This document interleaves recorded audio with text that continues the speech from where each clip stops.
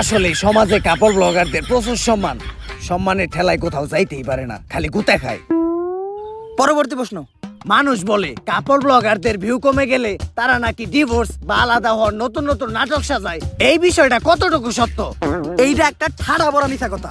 যারা এই ধরনের নাটক শুধু ভিউয়ের জন্য করে তাদের মতো জঘন্য মানুষ এই দুনিয়াতে নাই। আমরা তো কোনোদিন ভিউয়ের জন্য এই ধরনের নাটক করলাম না, তাই না বেবি? বেবি, আমাদের এসব ফালতু কন্টেন্ট পাবলিক এখন আর খায় না। ভিউ কমে গেছে, সাথে ইনকামও।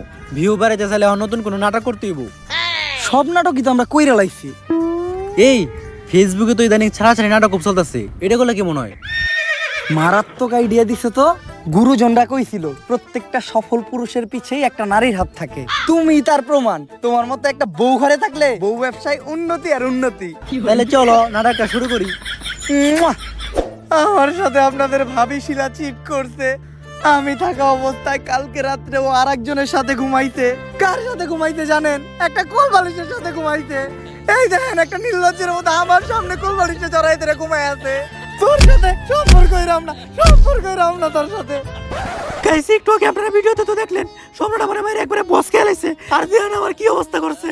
আর আমিও টয়লেটে দাঁড়িয়ে লাইভ করতেছি, কারণ সম্রাট আমার থেকে ফেসবুক পেজ সব কিছু নিয়ে গেছে। আপনারা এর একটা বিচার করুন। বেবি, তোমার লাইভ করা শেষ হয়েছে? আমাকে এই নাটকের পর তো আমরা পুরা ট্রেন্ডিং এ পড়ছি।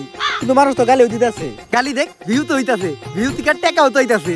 এই ট্রেন্ড থেকে যখন আবার আমরা নাইমা যাবো, তখন আবার আমরা মিল হয়ে যাবো, ওইটার ভিডিও করবো, তখন আবারও আমরা আলোচনায় এসে করবো। টেক